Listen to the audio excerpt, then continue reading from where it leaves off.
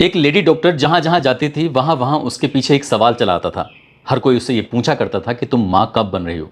जब ये सवाल आता था तो लेडी डॉक्टर असहज हो जाती थी, बिल्कुल खामोश हो जाती थी और सोचने पर मजबूर हो जाती थी। कई बार तो ऐसा होता था जब ये सवाल आता था तो उसको मिर्गी के दौरे पड़ जाते थे और वो बेहोश होकर गिर भी जाती थी। लेकिन लोगों की आदत थी कि वो अपनी आदत से मजबूर थे और हमेशा इस सवाल को बार बार पूछते थे, चाहे किसी शादी के फंक्शन में हो या किसी दोस्त के यहाँ पर हो या फिर किसी अपने व्यक्तिगत किसी प्रोग्राम में हो। जब जब ये बातें होती थी तब तब वो लेडी डॉक्टर इतना परेशान हो जाती थी, करे तो क्या करे। लेकिन शादी को धीरे धीरे करके 5 साल का समय बीत जाता है। एक दिन उस लेडी डॉक्टर का एक्सीडेंट हो जाता है और वो एक्सीडेंट में मर जाती है। लेकिन कोई नहीं जानता था कि वो एक्सीडेंट नहीं था बल्कि उसका कत्ल किया गया था। जैसे ही पोस्टमार्टम की रिपोर्ट आती है तब इस कत्ल के बारे में पता चलता है। पुलिस ने जब इस घटनाक्रम का खुलासा किया, न केवल उस प्रदेश में बल्कि जहां जहां तक ये घटनाक्रम पहुंचता है वहां वहां तक लोगों को यकीन नहीं हो रहा था कि पढ़ी लिखी सोसाइटी में जो एक प्रैक्टिस डॉक्टर थी उसके साथ ऐसा हो सकता है, तो फिर आम लोगों में जहां कम पढ़े लिखे लोग हैं, जहां वंश चलाने की एकदम बहुत ज़्यादा प्रेशर होता है, वहां लोग कैसे करते होंगे। आज की कहानी सुनने के बाद आप लोग भी सोचने पर मजबूर हो जाएंगे कि समाज के किस तरह के भांति भांति के रूप देखने को और सुनने को मिलते हैं।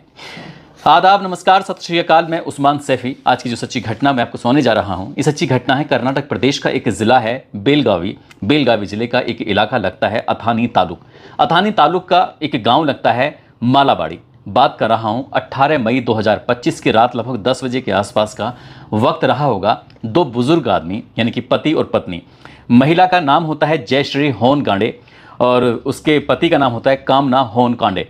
ये दोनों अपनी बहू को लेकर गांव वापस आ रहे थे और अचानक ही बहू गिर जाती है और लगभग 120 फुट तक उसकी बहू उस बाइक से घिसटती चली जाती है। और ये जब देखते हैं बुजुर्ग आदमी, दोनों ही ज़ोर ज़ोर से चीखना शुरू कर देते हैं, चिल्लाना शुरू कर देते हैं, क्योंकि वो गांव के एकदम नज़दीक आ चुके थे, करीब आ चुके थे।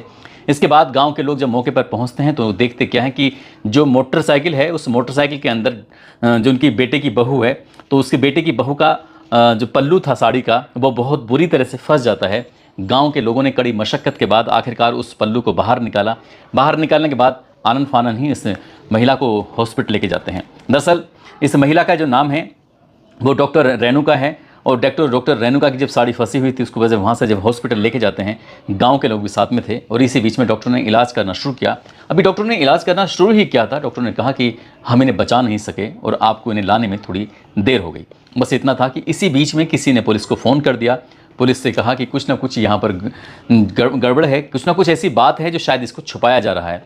दोनों बुजुर्ग आदमी जो उस लेडी डॉक्टर जिनके रेणु का नाम था, उसके सास और ससुर दोनों मौके पर मौजूद होते हैं। इसका जो पति होता है वो मैकेनिकल इंजीनियर है, लेकिन महाराष्ट्र के सतारा में रहकर नौकरी कर रहा था। उस तक ही खबर पहुंचाई जाती है तो वो भी रोते हुए बिलखते हुए मौके पर पहुंच जाता है। पुलिस के पास जब सूचना पहुंचती है तो पुलिस ने इसे प्राथमिक तौर से इस मामले को गंभीरता से लिया और गंभीरता से लेने के बाद आखिरकार इस महिला की जो लाश थी, डॉक्टर की लाश थी, उस लाश को वो पोस्टमार्टम के लिए भेज देते हैं। पोस्टमार्टम की रिपोर्ट जब आती है तो किसी को यकीन नहीं हो रहा था कि ऐसा भी हो सकता है। दरअसल उस महिला का गला घोंटा गया था, साथ ही उसके जो सर था उस पर कोई भारी वस्तु मारी गई थी जिसकी वजह से वो गंभीर रूप से घायल हो जाती है। लेकिन जैसे एक बाइक से वो घिसटती चली जाती है, उससे भी चोटें आई थी, लेकिन जो दो चोटें थी, एक तो गले को दबाने वाली और दूसरी चोट जो उसके सर पर कोई भारी वस्तु मारी गई थी, यहीं से पुलिस को कुछ ना कुछ शक हो जाता है। अब इसके बाद पुलिस ने इस मामले में जाँच पड़ताल करना शुरू किया और जाँच पड़ताल के नाम पर सबसे पहले जो उसकी सास होती है जयश्री होनकांडे, साथ ही उसके जो ससुर होता है जिसका नाम कामना होता है, कामना होनकांडे, इनको पुलिस हिरासत में लेती है, इनसे बातचीत करना शुरू कर देती है। इनसे पूछा जाता है कि आखिरकार जो सच है वो सच बता दो, क्योंकि जैसी कहानी आप लोगों ने सुनाई थी वो कहानी में कहीं ना कहीं कुछ ना कुछ झोल जरूर नजर आ रहा है, क्योंकि आपकी कहानी और पोस्टमार्टम की रिपोर्ट बिल्कुल दोनों अलग हैं। अब यहाँ से कहानी शुरू होती है। वो बताते हैं कि डॉक्टर रेणुका, जो कि ज़िला विजयपुरा एक जगह लगती है जिला, उसका ही एक जगह लगती है चड़चन, वहाँ की रहने वाली होती है। साल 2020 में उनके बेटे जो कि मैकेनिकल इंजीनियर होता है, नाम उसका संतोष होता है, संतोष से डॉक्टर रेणुका की शादी हो जाती है। ज़िंदगी बढ़िया चल रही थी, लगभग 1 साल तो बढ़िया से कट जाता है ठीक ठाक से, लेकिन 1 साल होने के बावजूद भी इसको कोई बच्चा, कोई बेबी पैदा नहीं हो रहा था। सास और ससुर ने भी कहना शुरू किया। अब सास ससुर भी कहने लगते हैं, 1 साल हुआ भी नहीं था ठीक से, कि आसपास के लोगों ने भी यही बात कहना शुरू कर दिया। धीरे धीरे करके वक्त आगे बढ़ने लगता है। अब डॉक्टर ने कहीं भी, यानी कि किसी भी खास फंक्शन में, कोई शादी हो या फिर किसी रिश्तेदार के यहाँ कुछ भी हो, तो उन्होंने भी टोकना शुरू कर दिया कि डॉक्टर ने आप माँ कब बन रही हो, आपको बेबी कब पैदा होगा। जब इस तरह के सवाल किए जाते थे तो डॉक्टर रेणुका बहुत ज़्यादा परेशान हो जाया करती थी, और परेशान इस कदर हो जाया करती थी कि उसको मिर्गी के दौरे भी पड़ने लगते हैं, कभी कभी बेहोश होकर गिर जाया करती थी। आखिरकार घर वालों की तरफ से भी दिक्कतें परेशानी बढ़ने लगती हैं।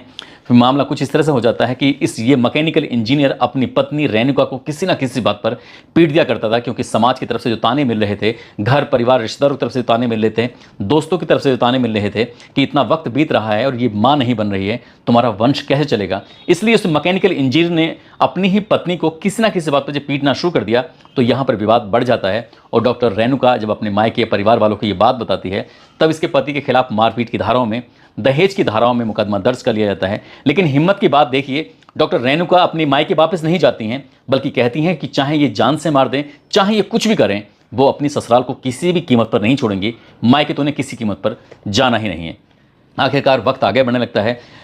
शादी 2020 में हुई थी। 21, 22, 23, 24, 25 इस तरह से साल दर साल बीत रहे थे। इसी बीच में पता चलता है कि मैकेनिकल इंजीनियर संतोष ने चुपके से, खामोशी के साथ दूसरी शादी कर ली थी, जो कि लीगल नहीं मानी जाती है, क्योंकि हिंदू समाज में, हिंदू रीति रिवाज के हिसाब से पता चलता है कि एक शादी अगर हो जाती है तो दूसरी शादी तभी कर सकते हैं जब पहली वाली शादी से तलाक हो जाए। इसलिए इस शादी को लीगल नहीं माना जा रहा था, और ये कहीं ना कहीं इस बात को पता भी था। हालांकि इसकी जो पत्नी थी वो गर्भवती हो जाती है और उसकी ज़िंदगी बिल्कुल ठीक ठाक चल रही थी। लेकिन अचानक ही जो इसके इंजीनियर के माता और पिता होते हैं, उनके दिमाग में अचानक ही कुछ ऐसी बातें आने लगती हैं, क्योंकि संतोष ने अपने माता पिता से कहा था कि मैं ठीक से जी नहीं पा रहा हूँ, ये हमारी ज़िंदगी में रहेगी तो ज़िंदगी ऐसे ही नासूर बनती चली जाएगी।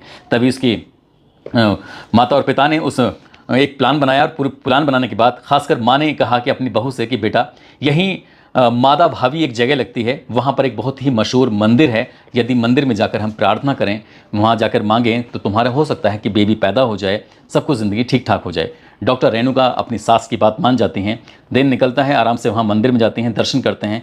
लेकिन वहाँ वक्त कुछ जानबूझकर ज़्यादा ही बिताया जा रहा था, ताकि वापस लौटने में जो वाहन हैं, बस हैं, वो ना मिल सकें। और यही ऐसा ही होता है, जब जो वक्त ज़्यादा आगे बढ़ जाता है, तभी वो अपने पति को फ़ोन करती है। इनके ससुर को फ़ोन किया जाता है। ससुर मौके पर पहुंचता है। आने के बाद वो अपनी बहू को और अपनी पत्नी को, दोनों को बाइक पर बिठाता है। बिठाने के बाद वापस गांव की तरफ आ रहे थे, और जैसे ही गांव बहुत नज़दीक आने वाला था, तभी सास ने अपनी बहू को धक्का दे दिया।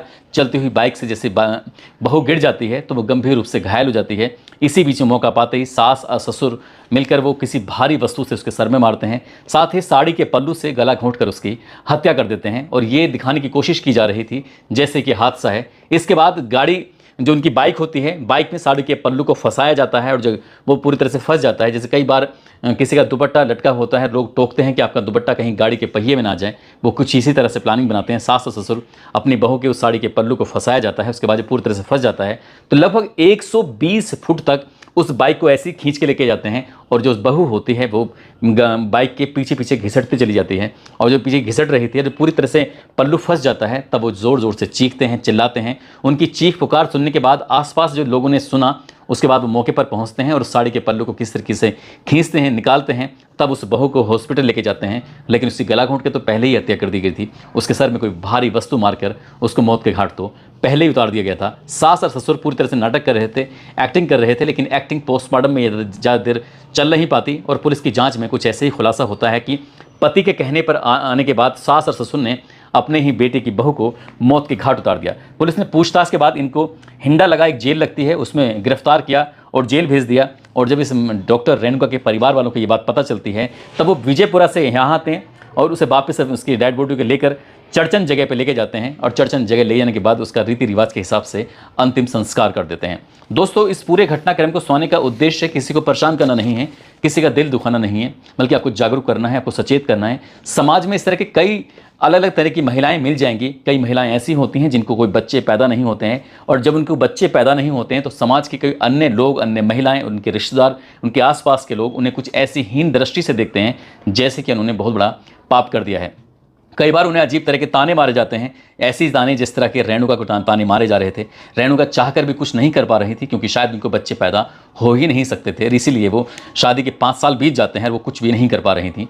ऐसे ही बहुत सारी जगहों पर जिन महिलाओं को बच्चे पैदा नहीं होते हैं, उनको बेवजह ताने मारे जाते हैं, उनको बेवजह परेशान किया जाता है। यहाँ पर इस तरह से अगर किसी महिला को परेशान किया जाएगा तो जाहिर सी बात है उसके ऊपर क्या बीतेगी, ऐसे ही डॉक्टर रेणुका के ऊपर बीत रही थी।